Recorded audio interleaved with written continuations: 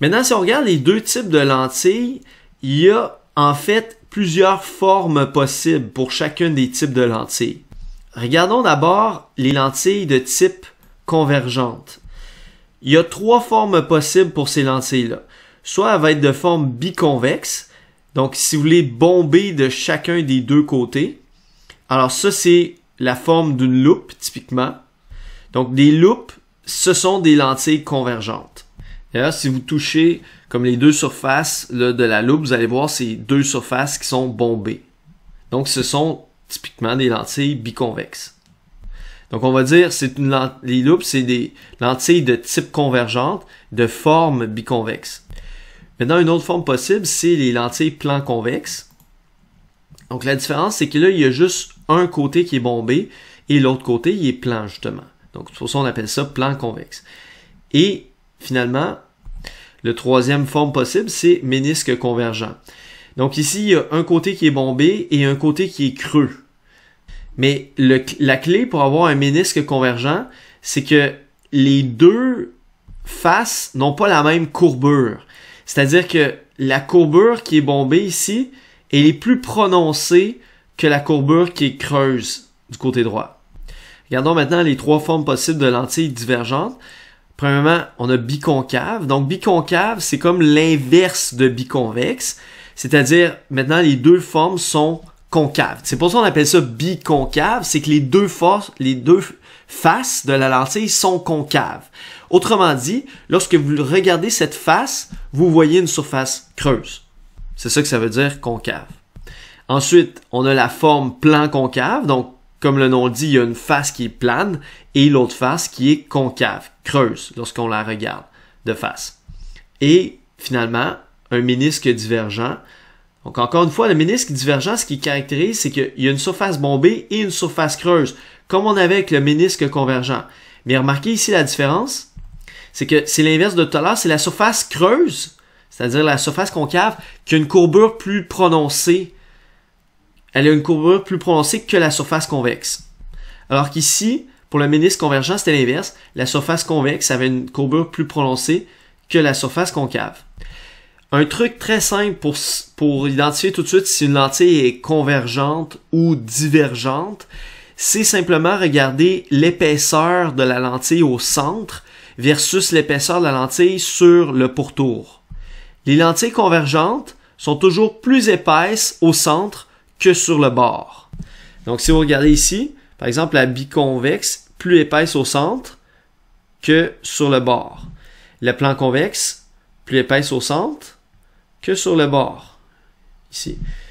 Ménisque convergent, même chose, plus épaisse au centre que sur le bord. Donc les lentilles convergentes sont plus épaisses au centre. Pour les lentilles divergentes, c'est l'inverse, bien sûr. Donc, elles sont plus minces au centre que sur les bords. Plus minces au centre que sur les bords. Plus minces au centre que sur les bords. Si jamais vous avez des lentilles correctrices, parce que vous, par exemple, vous faites soit de la myopie ou de l'hypermétropie, vous pouvez toucher avec vos doigts votre lentille puis sentir est-ce qu'elle est plus épaisse au centre ou est-ce qu'elle est plus mince au centre. Si vous êtes myope, vous allez sentir que votre lentille elle est plus mince au centre, donc vous avez affaire en fait à un ménisque divergent. Et si vous êtes hypermétrope, vous allez sentir que votre lentille correctrice elle est plus épaisse au centre. Vous avez affaire à un ménisque convergent. Alors comme j'en ai parlé précédemment, on va faire une approximation, une simplification dans la schématisation des rayons. Plutôt que de montrer les deux réfractions, donc montrer les deux déviations du rayon dans la lentille, on va faire comme si le rayon déviait une seule fois au centre de la lentille. Alors, c'est ce qui est écrit ici. En réalité, comme on l'a dit, les rayons dévient chaque fois qu'ils traversent une face de la lentille. Donc, ils dévient deux fois. Mais le résultat net va être le même que s'il déviait une seule fois au centre. Alors là, on va définir quelques paramètres importants par rapport aux lentilles. Commençons avec le centre de courbure, qu'on va appeler C majuscule. Ça désigne le centre du cercle ou de la sphère dont l'un des côtés de la lentille est issu. Voyons voir ce que ça veut dire concrètement. Regardons pour la lentille biconvexe qui est ici. Si on regarde la face de gauche, cette face-ci de la lentille, dans le fond, en 2 dimensions, cette face-ci, elle suit un cercle. C'est le cercle qui est tracé en pointillé ici. Okay? Cela dit, imaginez, il ne faut pas oublier qu'en réalité, une lentille, ça n'existe pas dans un monde en 2 dimensions. Une lentille, en réalité, c'est en 3 dimensions. Puis en réalité, une face d'une lentille, c'est pas un arc de cercle, c'est une portion de sphère. Donc, si on l'imagine en 3 dimensions, ça serait en fait, dans le fond, ça représenterait une sphère, la ligne en pointillé. Mais si on prend juste une projection en 2 dimensions, ça devient un cercle. Fait que C, vous voyez, il est identifié ici, là. Ici. Fait que ça, c'est le centre de cette sphère-là, ou de ce cercle-là, si on le met en 2 dimensions. C'est-à-dire le cercle dont est issue cette face de lentille. Donc, autrement dit, c'est le centre du cercle qui épouse la courbure de la face de gauche. Et on a la même chose pour la face de droite. Donc, la face de droite, elle suit encore un cercle. Et le centre de ce cercle-là, il est là. Donc, ça, c'est le centre de courbure de la face de droite de la lentille. Faites attention, le centre, il est à gauche, mais c'est quand même le centre de courbure de la face de droite. De la même manière que celui-ci, ce centre de courbure-là, il est à droite de la lentille, mais c'est le centre de courbure de la face de gauche de la lentille. Si on regarde de quoi ça a l'air pour une lentille divergente, dans ce cas-ci de forme biconcave, ben c'est le même principe. Donc, si on regarde par exemple la face de gauche de la lentille, c'est la face que je suis en train de tracer en orange ici.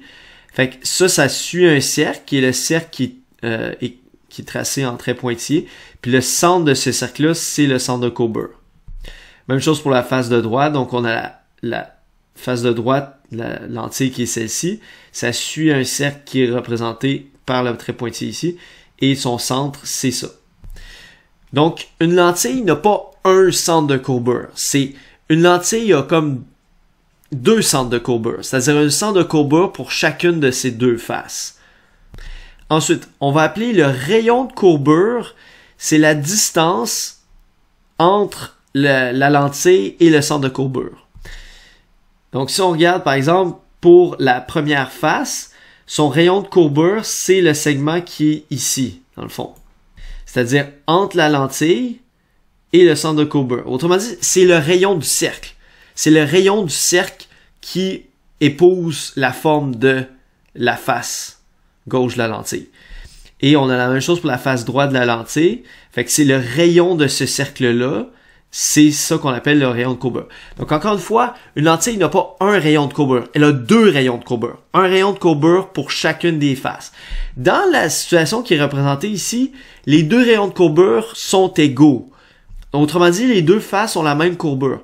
Mais c'est pas nécessairement le cas. Comme on l'a vu, par exemple, avec un ménisque convergent ou un ménisque divergent, les rayons de courbure, dans ce cas-ci, pour ces 2 types de lentilles-là, sont différents pour les 2 faces.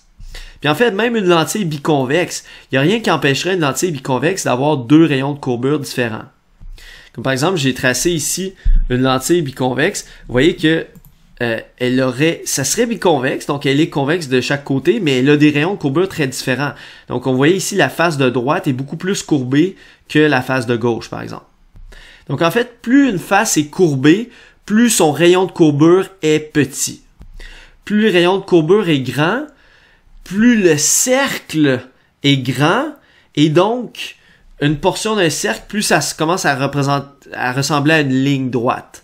Donc plus le rayon de courbure est grand, moins prononcée est la courbure. Donc on a la même chose pour la lentille divergente. Donc ces rayons de courbure, on a celui-ci pour la face de gauche et celui-ci pour la face de droite. Donc ça, c'est ces 2 rayons de courbure. Les rayons de courbure, on va les appeler R majuscule. Donc celui-là, on peut l'appeler R1 parce que c'est la première rayon de courbure, et celui-là, on pourrait l'appeler R2 puisque c'est comme le rayon de courbure de la deuxième face.